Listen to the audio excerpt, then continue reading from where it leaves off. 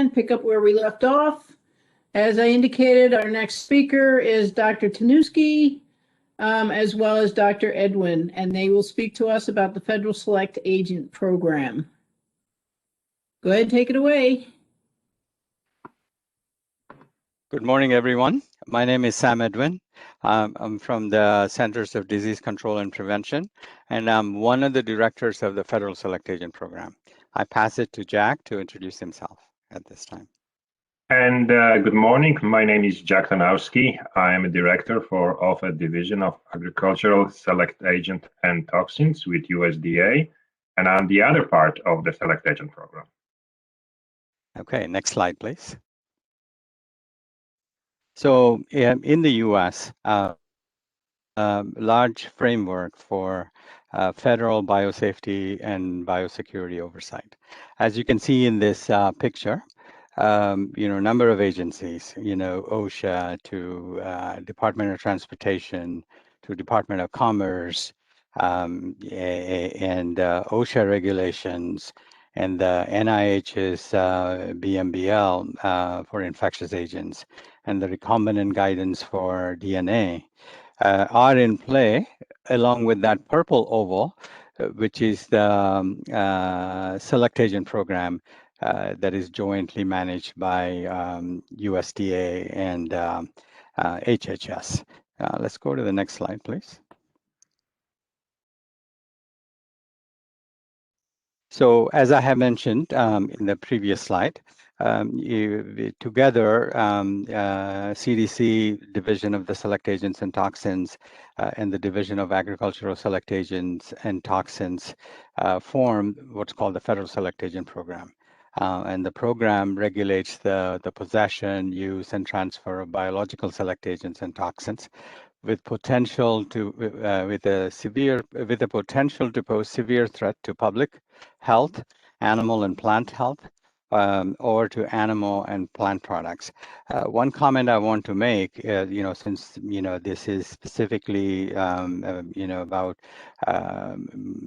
importation and exportation of materials and materials that are crossing our customs, borders, and patrol. We do have several select agent shipments each year that come into the country by an approved Form 2, and these are the approval is actually developed and generated. The requests are generated by the entity in the U.S. that is importing. So it has to be registered with select agents and for select agents and toxins, and observe the select agent regulations, and they're usually under the Federal Select Agent Program. We review their requests and see that they have appropriate biosafety and biosecurity parameters in place before we authorize approval of the imported material into the U.S., the select agents. So we take this very seriously, like the rest of you, with all the things that are coming into the country, because they can have a significant impact on public health. If it is something that is affecting public health, and also severe impact on agriculture and our economy, which can run into billions if these highly pathogenic agents are not appropriately regulated as they are coming into the U.S. Next slide, please. Jack, if you could take this. Yes. So our unit used to work within veterinary services, and due to the Government Accountability Office audit, it was recommended that we will be moved out of veterinary services, since we do, together with CDC, regulate some laboratories that belong to USDA, in particular to veterinary services. So there was a new unit that emerged from that. It's Emergency and Regulatory Compliance Services. we also wanted to align our name more with our colleagues from CDC. So we changed name to Division of Agricultural Select Agent and Toxins. And we have a new phone number that is a direct line. You don't have to go to any prompt. And we also have a new email address, which is on the screen. Next slide, please. So there are three different regulations. The regulations that govern plants and plant products, animals and animal products, as well as public health. So currently, we regulate 67 select agents, and we also do something what is called review of the select agents. We are right now in a cycle for it. So we are looking at some revisions to the select agent list, and I believe we will be talking about that on the next page. Or maybe next pages. Yeah. Next slide, please. Next slide. So go ahead, Sam. So the select agents, the 67 that you have seen, the list of agents, are primarily divided into three sections. Agents that are regulated by HHS only, that means the agents with, severe public health threats and safety. Some of the examples are about neurotoxin, Yersinia pestis, smallpox virus, and there are the other group is agents that are solely regulated by USDA, and these have significant and severe threat to animal and plant health and animal and plant products. The famous ones from there are the foot and mouth disease virus and the rinderpest virus. And the third group of these agents, we call them overlap agents. These are subject to regulations by both agencies because they have the potential to affect both humans and animals. Some of the examples are Bacillus anthracis, and Brucella species, Rift Valley virus, and so on. So even though these are, three specific groups, this is the Federal Select Agent Program is one program, and many of the inspections that we do are joint inspections. Next slide, please. So, here's the list. This is also on the on our website. Currently, there are 67 agents that we oversee together as the Federal Select Agent Program. 35 of those are Health and Human Service only agents, 21 USDA only, and 11 overlap agents. Out of the 67, there are 14 Tier 1 agents. These have, that the tiering was done based on the Executive Order 13546, and these Tier 1 agents are identified to have the highest risk of public health threat. Next slide, please.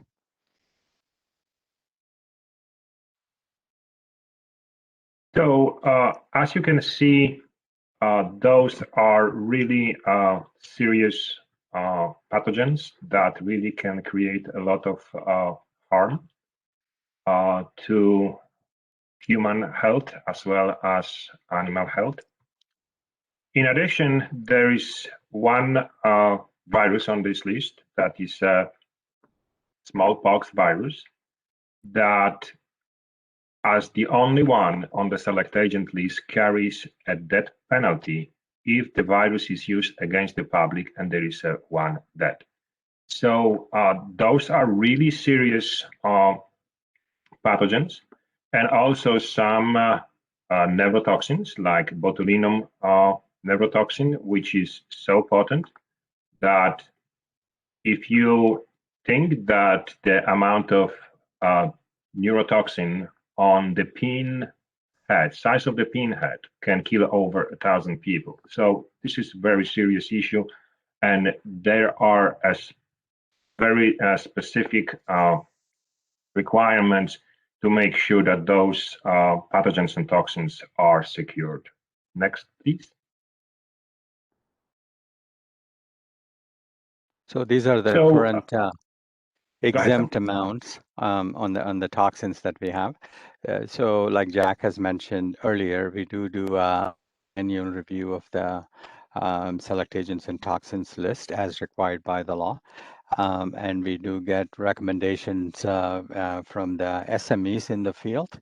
But ultimately, we decide if these exempt permissive amounts should be where they need to be, based on the requests from entities that we oversee. If there needs to be, higher permissive limits, and also the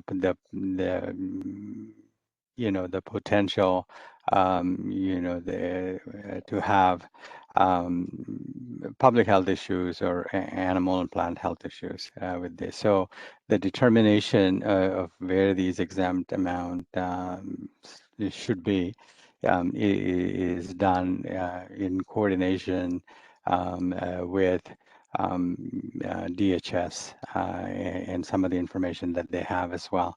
And also we're looking to see, because it's important for the work to move forward in order to develop effective countermeasures.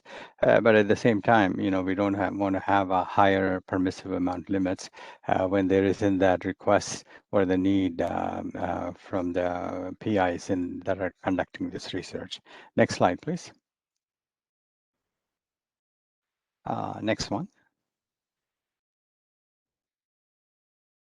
Go ahead, Jack.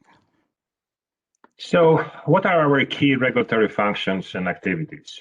Well, we develop regulations. And we also, I think one of our most important part is we provide oversight of the select agents that are in possession, use, or transfer by the regulated entities. We also conduct inspections, and during those inspections, we look at the holding facilities of the select agents. We look at biosafety, biosecurity. We look at emergency plans. We look at the entire aspect of the place where the select agents are housed and stored.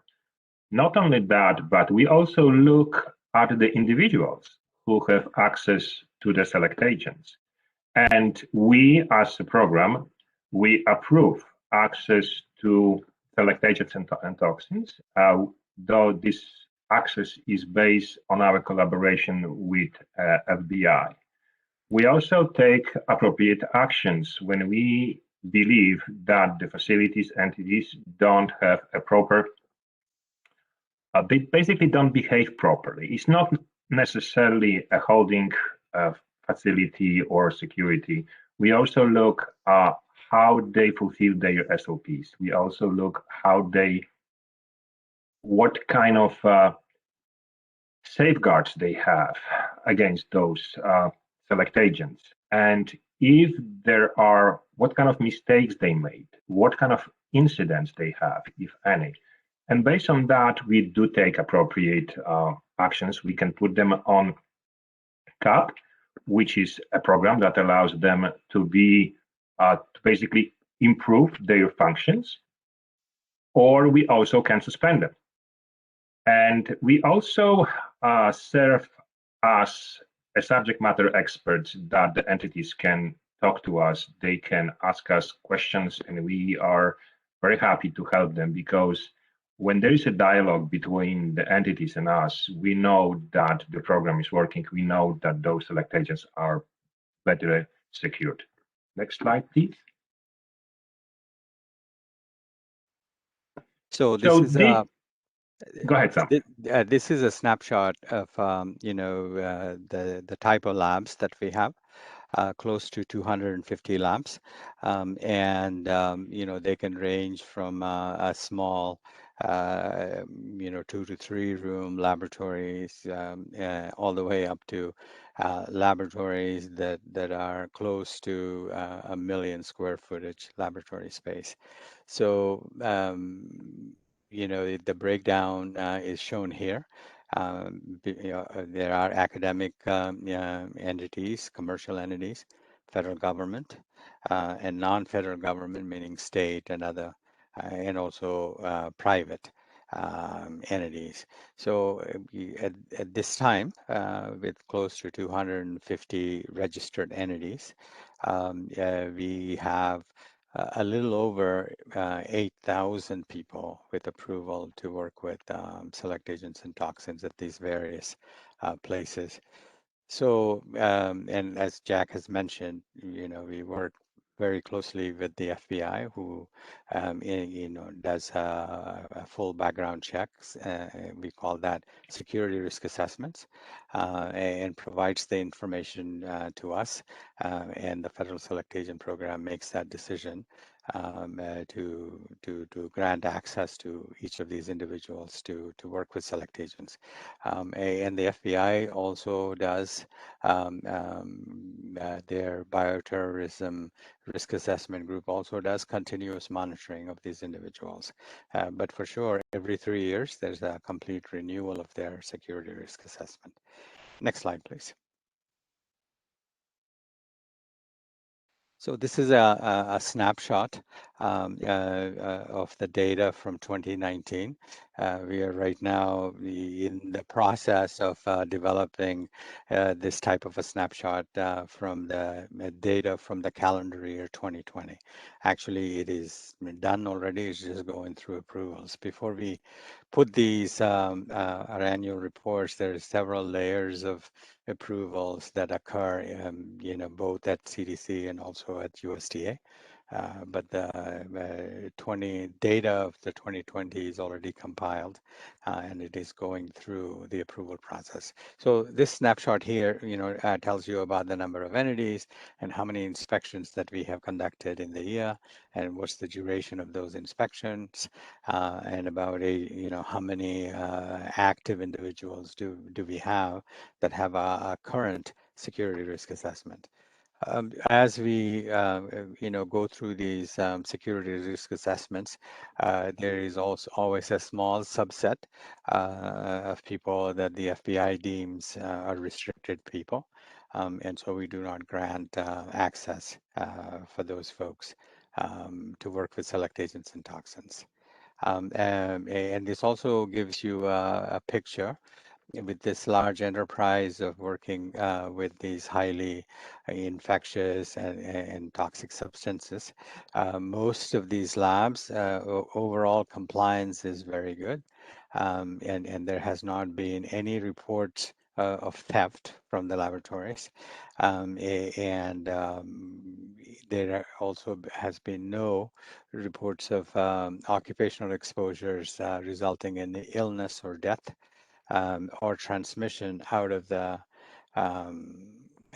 incidents that were reported to us. In 2019, there were about 195 incidents that were reported to us. It also accounts for how many transfers of select agents, that we conduct. Normally, about 10% of the select agent transfers are international transfers.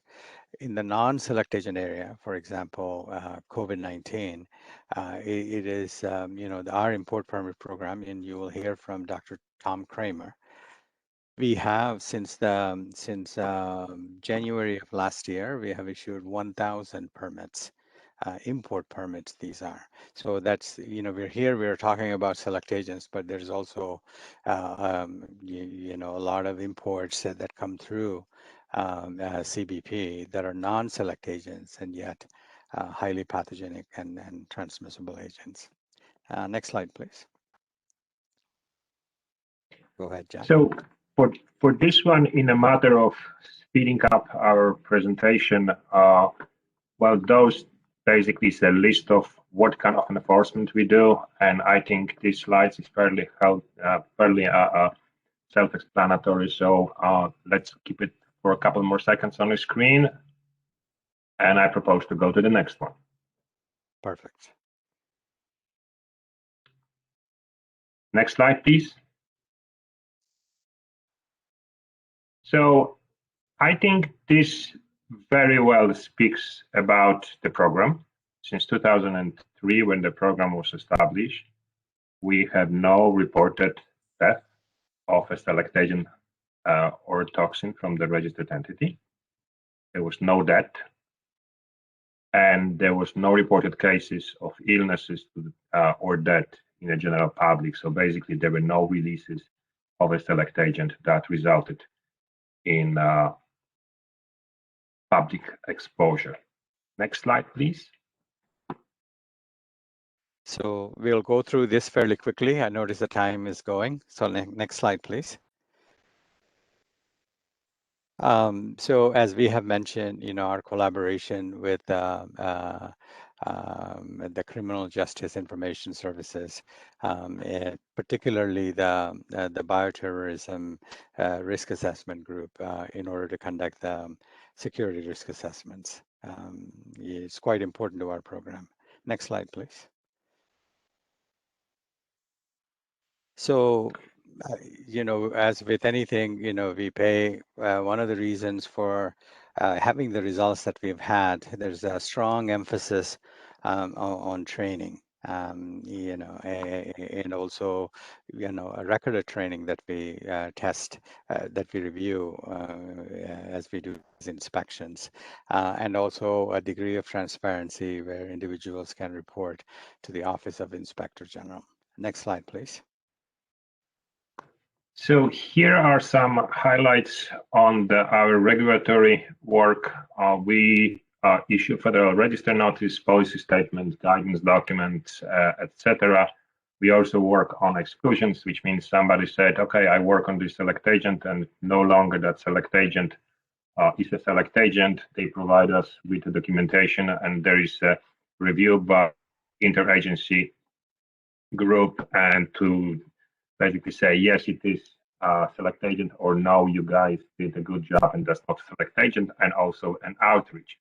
So talking about the Federal Register notice, as we mentioned before, we put a bench notice of proposed rulemaking. We put in that notice, we recommended removal of some select agents. The notice was for 60 days, and we received some comments, and in that particular notice, we wanted to remove Brucella abortus from the select agent list, as there's high demand for outdoor work for that one. So we received comments. Most of those comments were favorably in removing Brucella. So this one is basically a regulatory process that I do believe we can skip, since we are more interested in import of this select agents and a movement of it. So next slide, please. Next slide. Next slide. Next slide. Next slide. Next. I'm sorry, I kind of get ahead of myself. Yeah, keep going. Again, this is probably to very little interest of you, but like I said, there is a huge interest in on select agent work with Brucella abortus.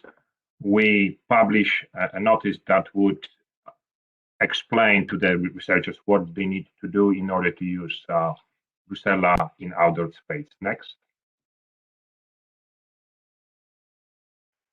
Those are two important guidance documents that we created, Responsible Official Manual. And for you to know more about that, you can also always go to our website. They are over there. However, the responsible official is the official who is responsible for all activities related to the select agents on site in the regulated entity. Next. And BMBL, which is Biosafety, Microbiological, Biomedical Laboratories. So this is guidelines, the labs, not necessarily select agent, but all the labs on biosafety and biosecurity. And also we were working on the, like I told you before, or removing some Brucella abortus strains from the not the select agent list, but exclude them from the select agent regulations because it was proved that they are no longer select agents. Next. Next slide, please. Next. I'll let Dr. So, Edwin talk about that. yeah. So, One too far. yeah. So if we, during the pandemic, we still needed to have a way to oversee these labs. So we have actually developed a remote inspection in order to be able to do that. So what that meant was we already had developed and implemented a real-time, high-secure a database for the Federal Select Agent Program, where there is a two-way communication and all information for registration and amendments to the registration and receiving reports of theft loss. All those were there. So when we needed to transition to 100% telework, we have already developed all the tools and implemented the tools, so we were able to successfully transition and still carry out almost all the program functions except for the on-site inspection piece. So this is just a plot of the remote inspections by month that we have done last year. Next slide, please. Next slide, please. We do have 5 more minutes left in this presentation. Yeah, I think this is probably the last of the slides. So, we have actually learned from this pandemic and our transition to be able to do these remote inspections. And I think going forward, the model is going to be a combination of remote and on-site inspections, which we are calling hybrid inspections, which will, save resources and still allow for a comprehensive oversight of the Federal Select Agent Program laboratories working with select agents and toxins. We can stop there and take any questions. Adam, are there any questions in the chat box? No, Mary, not as of right now. What I also would like to add that obviously when we were with the veterinary services, our division was also holding organisms and vectors unit. Organisms and vectors unit was basically a unit that would be issuing import permit as well as movement permits for organisms and vectors other than select agents. They still do exist. They are housed right now with animal products, import and export, and I don't know if you're going to have a segment on it. But if there is a need to bring one of the organisms or vectors, we will be happy to help you. At least in our unit, we can guide you where to go and with whom to talk.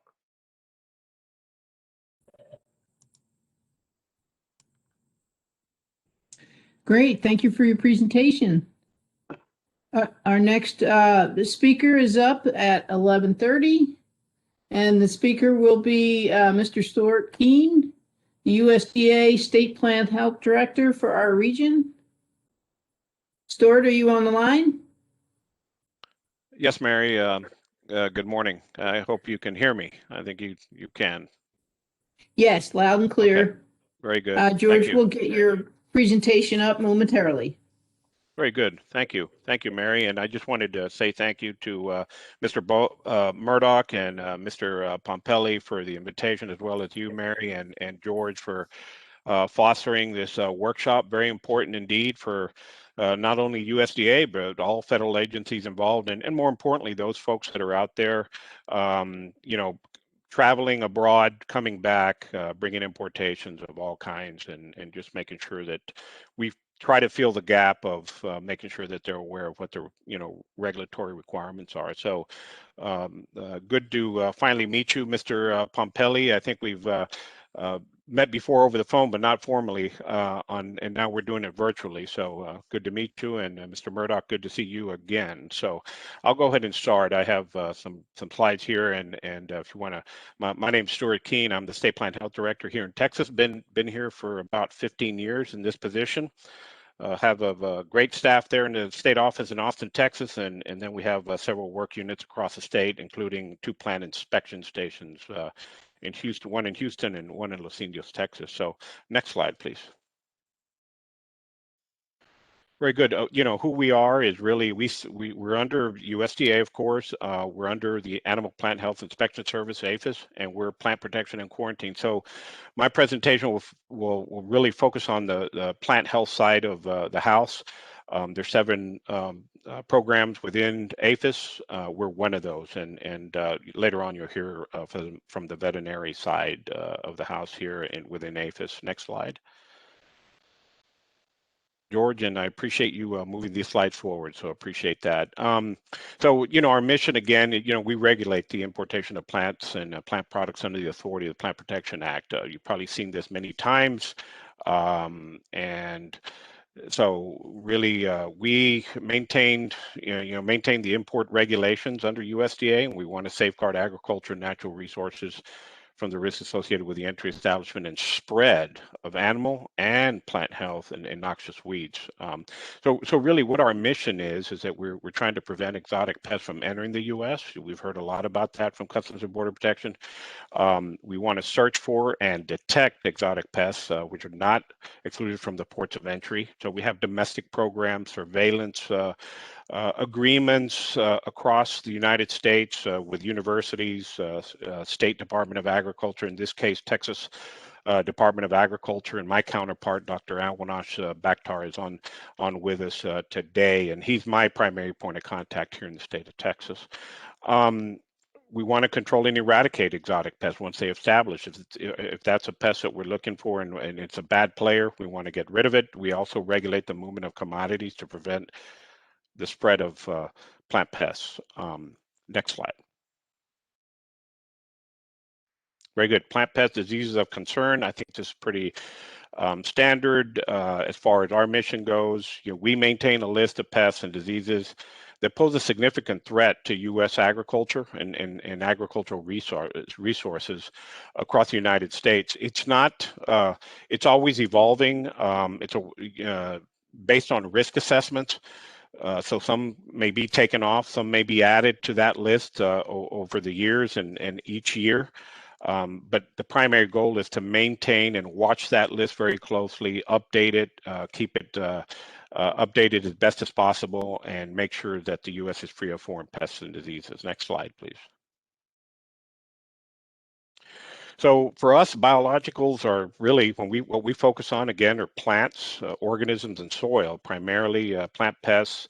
And you see the list there is quite extensive, from slugs to biological control organisms, plant pests, bees, parasitic plants, noxious weeds, earthworms, and soil, and a soil for the purpose of isolating or culturing microorganisms in the soil. And on the veterinary side, you'll hear more about this a little bit later, but you know, these are the other biologics that are focused on live animals as well as animal products. You know, vaccines, bacteriums, anticeras, animal proteins, etc. And you'll hear more a little later. Next slide, please. So, you know, as we define the plant pests, really it's any living stage, and we say living stage because, you know, we regulate any importation that comes in, and I say we, but Customs and Border Protection does those inspections. They monitor, look, and surveil on commodities and look for live pests of concern that I've just mentioned and that you see here. And those are actions taken on live pests. So any dead pests per se, there would be no action upon finding a dead pest. But if that shipment does have a live pest that's actionable, then the appropriate actions are taking place. There's coordination between Customs and Border Protection and USDA. That still stands really strong. And in Texas, we have a really good, excellent relationship with the Houston field office and the other 2 field offices in the state of Texas, El Paso and Laredo field offices. And so there's a lot of communications there. But Customs and Border Protection has done a great job in doing the inspections and doing that work to prevent the introductions. Next slide, please.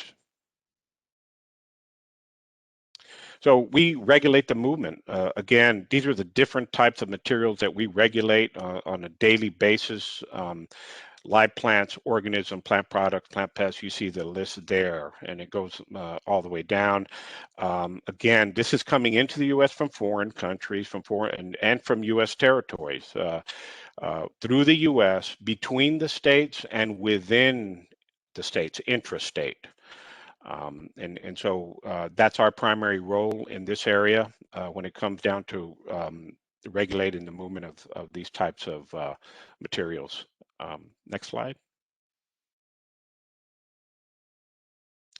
This is just a quick snapshot of importations. You know, again, Customs and Border Protection will have better data on this and more updated. I thought it was just interesting just to throw this up there and show, you know, what and this could be could have changed already, possibly, but you know, again, the East Coast, you know, you look at the Gulf, the West Coast, and those percentages of agricultural importation. So this gives you, and with that comes risk, right? You got a volume of commodities coming in at certain areas. Is, you know, kind of a correlation of the potential of risk in these particular areas and districts when they make entry or present themselves for entry. Next slide. So when we talk about permits, and you hear this word being mentioned quite a bit through the discussions we're having today. So we issue permits. Plant Protection and Quarantine does issue permits, and you can see the list here. And the ones that are highlighted on the right that are bolded or they're in bold are the ones that we handle, you know, quite a bit of. I don't have the percentages or numbers, but these are the ones that, at least in Texas, we manage and monitor and work on when it comes down to the permitting process. So soil, plant pest, post-entry means that it's a live plant pest that's going into a nursery or going to be planted. We work with Texas Department of Agriculture on these, and it's a joint effort to monitor these types of permits at 546 post-entry quarantine. And then we have the controlled, and we have the other permits that you see, timber products, transits, et cetera, and protected species. So with that comes coordination with the State Department of Ag on approvals, conditions, and or concerns. So we work really closely with the Texas Department of Agriculture, something that we take very seriously. There are partners here in the state of Texas, and we have a responsibility to work with them to make sure that, you know, as we're reviewing the permits, they also have a hand in that review process and can comment and approve on conditions and make comments on these permits, the applications. Can you please move forward? Next slide, please. So this is just a snapshot of our website because we use what we call the e-permit system, which is slowly migrating to e-file. So we'll concentrate on the e-permit system. Really is where applicants, again, I think as we have these discussions, you know, I think we concentrate a little bit more, and there'll be some more discussion about this a little later, about where do we fill the gaps in to prevent and to make sure that we have compliance on entities or individuals importing, you know, high-risk materials, whether it's select agents or just permitted material or that needs a permit, and how we get that compliance in place. And I'll talk a little bit more about that. But the e-permit system is that one-stop shop, if you will, for application of the permits. When it comes down to applying for a permit within USDA Plant Protection and Quarantine for the allowance of, you know, whatever, you know, plant product that you're wanting to import into the United States. And as you see down at the bottom there's animal and animal products, biotechnology permits, plants, organisms and soil, and veterinary biologics. So it's all in one area, easy to get to, and that website I'll provide that at the end of my presentation. Next slide, please.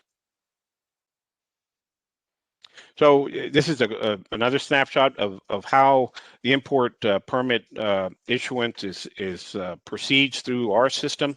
You know, we have an application and supporting documents. You know, these are standard procedures. There's a possibility that a facility inspection may be requested, depending on if that permit requires that. Permit requirements are determined based on that application of that particular product or item that they're wanting to bring in.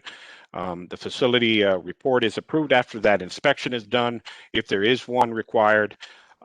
Applicant accepts the permit requirements and has to read through those, make sure that they agree to and understand the conditions. I'm not, that's probably, I'll back that up, but not, if they disagree with that, they can surely have the conversation with our permit unit and have that discussion if needed. But for the most part, we're pretty solid on the conditions of the permits that we issue.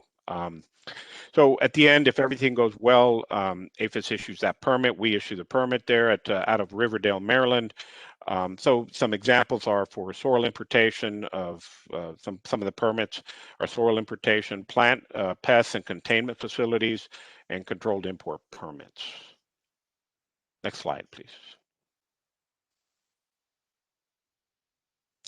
So, we, as part of the process, you want to make sure, and this is where, outreach is so important, and we have to, have discussions about how to fill the gap on outreach and making sure that, entities that want to bring these, high risk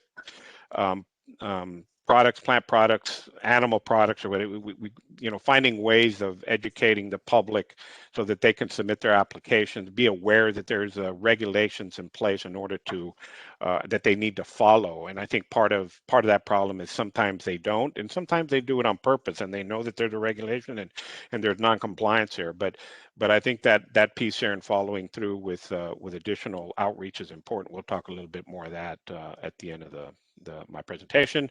So, again, submit the application. Takes 4 to 6 months for new permits, 3 months for renewals. You have to agree to the permit conditions to prevent delays. Again, this is really made for those that are applying for permits, so they fully understand that you want to read everything. These are conditions. On the right side over here, we have conditions of the permit and information. And most, as discussed before, most permits expire in typically 3 years. And that's through the e-permit system that I just mentioned. Next slide, please. So containment facility inspections, really, if there's any PPQ regulated organisms, they could be, there may be a requirement of those facilities at any time by our agency, plant protection and quarantine officers, inspectors. The PPQ permit meets the criteria for an inspection, will require that inspection. The access, security, required equipment, biosafety cabinets. These are examples of some of the things that our inspectors look for: autoclaving, disposal, storage, handling, and really they should have standard operating procedures for handling that permitted material. Next slide, please. So really, here's some, different types of permits that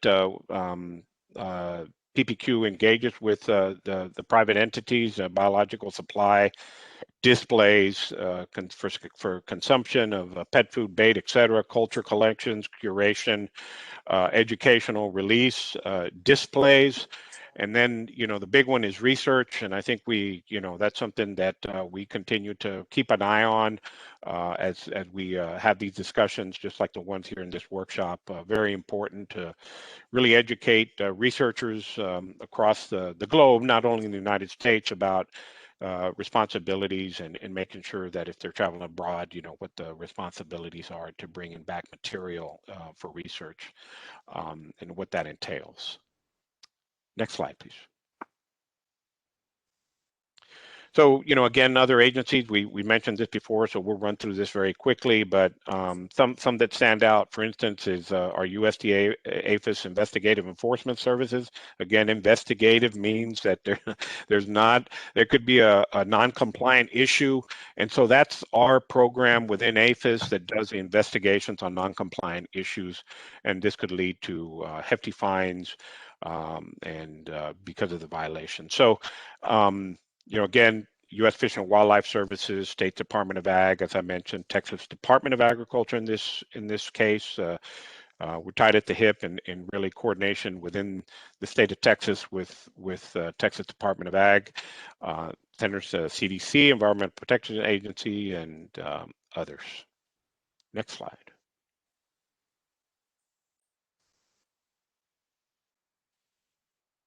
Very good. So you've got from, I think it was Mr. Dr. Edwin and Mr. Taniewski. Dr. Taniewski, you got a good dose of Federal Select Agent program, and for PPQ on the plant side, this is our select agents, and we were discussing earlier through their presentation, and really coming to find out, which is it's good, is that really the Ag Select Agent services really engages the importer will have to engage them directly besides our import permit unit. So we're tied really closely into now what is called the Division of Select Agents and Toxins name, and I just learned that today. So thank you for letting us know that today. Next slide. So, it's, PPQ 526 permit is really one that, we consider to be high risk. It's typically for research purposes, but it's a permit to move live plant pests, biological control agents, bee parasitic plants, federal noxious weeds, or soil. This is really one of the big ones that we handle, and a lot of permitting that goes on with this to include some level of facilities inspections and so on, and follow-up. So you see here kind of the process for that, which is similar to what we had discussed before, the articles, origin of the material, the destination, the proposed measures, and standard operating procedures, and all those things that have to meet the conditions of the permit for that importer and that user of that material. Next slide, please. So the 526, this is to kind of give you an idea of what that may look like on the right side of your screen here. Required for importation, interstate and intrastate movement across all states or within the state. And typically it's for quarantine pests only. A key word, quarantine, very high risk. And so there's a lot of attention paid to this condition-wise, and really follow through inspections, et cetera. And also it's required for soil for the purpose of culturing and isolation. Next slide, please. So this is just a quick example, permit to move soil, and basically there's a definition of soil that gets a little bit pretty technical, but for the most part, it's pretty straightforward. However, what is not considered soil is probably the easiest thing. It's clean sand, clean clay, as an example, subject to inspection, must be free of plant parts and seeds, ocean sediments, and so on. So we're going to move through the process here of of moving soil or issuing a permit for soil as an example. So next slide, please. So again, want to include a good description of the materials and composition of origin. This is for the applicant. Consider contacting the agriculture inspector at the port of entry. Also for guidance, if there's some Customs and Border Protection for other information regarding the importation of soil. And sometimes they come in samples or they're small lots of soil. And really, again, here are the purposes of that. Typically, it's chemical and physical analysis. These are approved facilities in the United States by APHIS and PPQ is where they're going to. Biodegradation studies, DNR and isolation and culture, and does not authorize isolation culture of live organism. That'd be a 526 permit. Next slide, please. So importation, these include the territories, interstate movement, and There's also a heat treatment option for imported soil. Soil can be heat treated at the port of entry, but must be 3 pounds or less and must be authorized by permit. And there's a lot that goes into that. There's a lot of coordination with Customs and Border Protection on that, and USDA-APHIS-PPQ. Next slide, please. So, you know, some of the other things that when you're talking about shipping, there's all these conditions that are related to not only the labeling, which we'll talk here in a little bit, but also how the packaging of that material is. It has to be leak-proof, escape-proof, solid and approved. Must include a copy of the permit or permit number or documents. Must have appropriate shipping labels, which we'll talk here shortly. And also, there may be other additional conditions depending on that type of permit, not so much on the soil side, but just in general, when we talk about permitting, there may be additional requirements and conditions of that permit that require on the shipping and containers and how to handle that particular importation. Next slide, please. So, these are some other shipping requirements. You don't want anything else out there mixed in with it, debris, other plant, you know, again, plant pests. That's a big no-no. That would be a major problem. You know, unless there is something that is part of the conditions of the permit that allow you to bring in a plant pest. So that gets reviewed up in our permitting unit. And again, always referring back to that permit and the conditions thereof. Next slide. So again, all shipments, even if they have a permit, are subject to inspection. And I know that Customs and Border Protection, that is with anything. You know, everything is subject to inspection, even if they're on a you know, low risk release program or other programs that are out there. They're always subject to inspection at the first port of entry to verify compliance.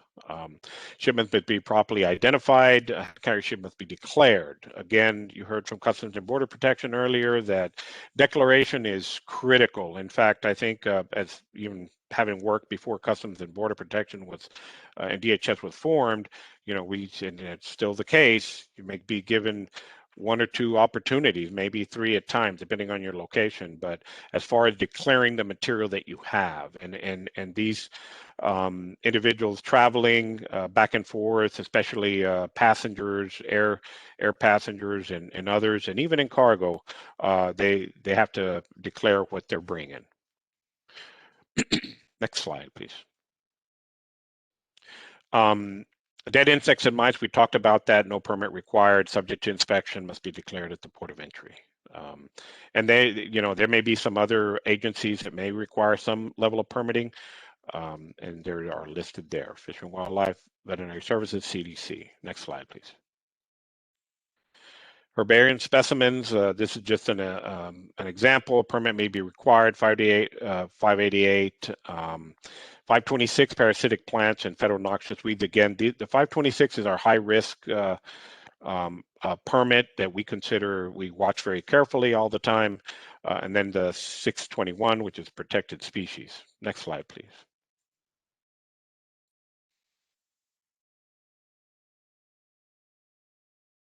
So we're talking about labels now, and used for imports only. They're numbered, identified through individual shipments, attached to the exterior of the package, the inside, of course, and this is very important.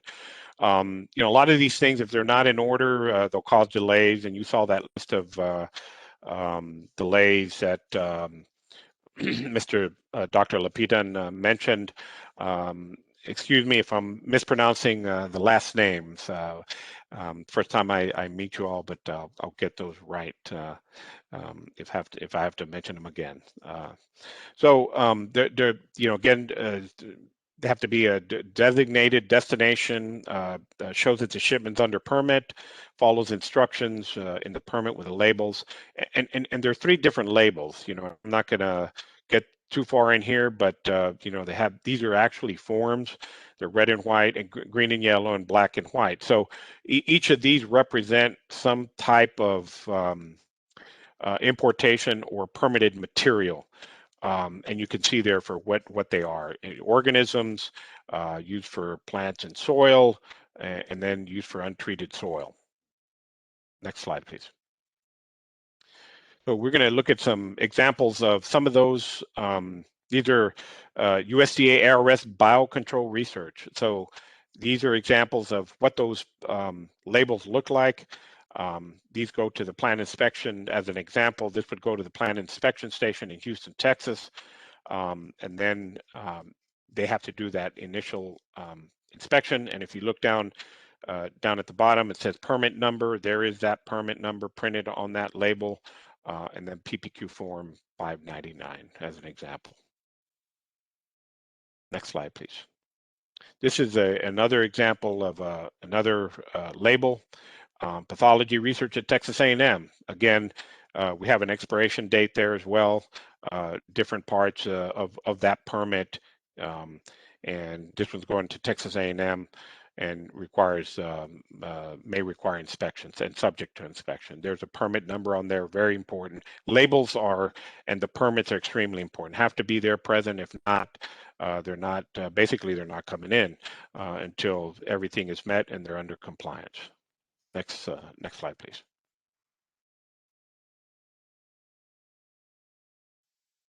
So shipping labels. State if the shipping label is required, provide instructions to order the label. Labels are sent via email. Print the labels in color. They have to be in color. If they're not, then you know, they can be refused. And if you look over there, labels printed in black and white are going to be refused. They have to be in color. They have to be exact. Packages do not have. If they don't, again, you know, if they don't have the labels on there, then they'll be refused entry. Next slide. And we do have 5 minutes But left in the presentation.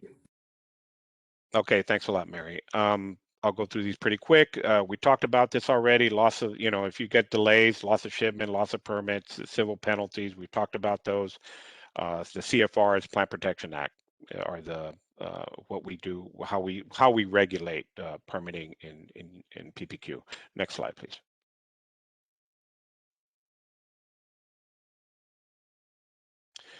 Just a snapshot of what we consider. You know, the key word here is quarantines. We're not going to go through all these, but this is just a snapshot of the different quarantines that we have on the books, and these are not all of them, but this just kind of gives you an idea of what. And if you look in Texas, you know, these and it's kind of small and to read, but you know, again, the quarantines are made to contain these pests, and surely we don't want these types of high-risk pests getting out and because of non-compliant issues, as an example. But this is just a general federal domestic quarantine map, and with the soil quarantines included. Next slide, please. Very good. Challenges and opportunities. I just want to take 1 minute here to talk about this because it's extremely important.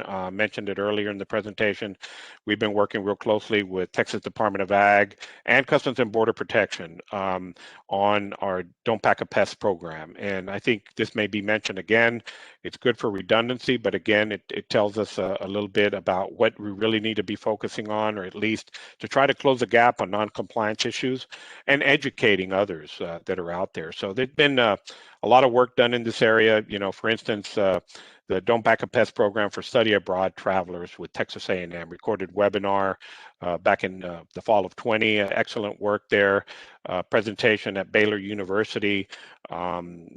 The faculty and staff, international student and scholar services. Again, Central Texas A&M University study abroad courses. Australian and Taiwan future presentations are being coordinated. But again, what is this? This is outreach. It's information. It's educating those that are coming from foreign and making sure that they understand that there are regulations on moving what we call regulated articles in this case. Very, very important. And I think this is a program that's probably going to grow, and we hope to see it as filling the gap on those non-compliant issues. Next slide. And lastly, National Bio and Agro Defense facility is being constructed. I think it's going to be ready, and this doesn't affect too much on the plant side, but they may be covering it on the veterinary services side. But it's supposed to be ready between 2022 and 2023. And it's about a $1.25 billion project, but it's going to be replacing the Plum Island Animal Disease Center. So just thought I'd mention that. We're definitely engaged in the bio and agro defense areas, and that should be a good addition to all that work that's being done. Next slide, please. Very good. That concludes my presentation. I really appreciate again the invitation, and I'll take questions now. Mary, I'm a little past there, but I think I saw one question in there in the box. But Hi, Mary. There are a couple of questions that came up during the chat. First one was, are the labels provided by PPQ? I think yes, those are emailed and they have to be printed out in color. Thank you. And then there was another question. Are the labels supposed to be removed at the port of entry? I'm trying to remember back because I haven't been at the port, at our facilities in a very long time, but I don't believe that they are. But I think I have some staff online here that may be able to answer that question. I don't know if Tim is on the line, Tim Cunningham.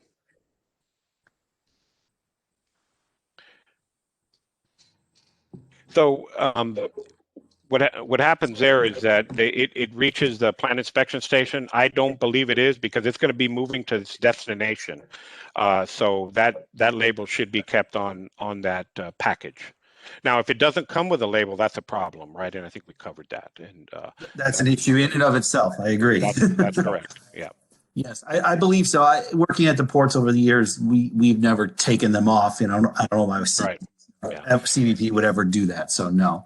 And appreciate that, sir. And lastly, another question that got sent to me on the side: do you need a USDA-PPQ 526 permit for intrastate transfer of patient samples of Burkholderia cepacia?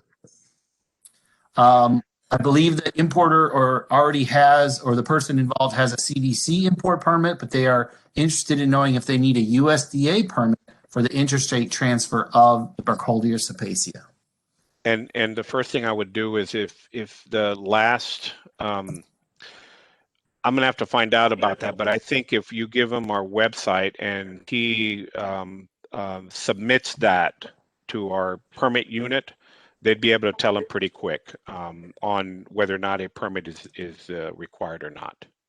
Perfect. To answer the question very quick, because I know we're kind of short on time, so I'm sorry about that. And I'll get that permit unit information to the person who asked the question, sir. Thank you. Yes, and it's at the end of my presentation. The last slide, there's some information there. 800 number, 877 number, and a website. Thank you. I appreciate that. And that was the last question, Mary. Okay, awesome. Thank you for the presentation. Our next speaker is up.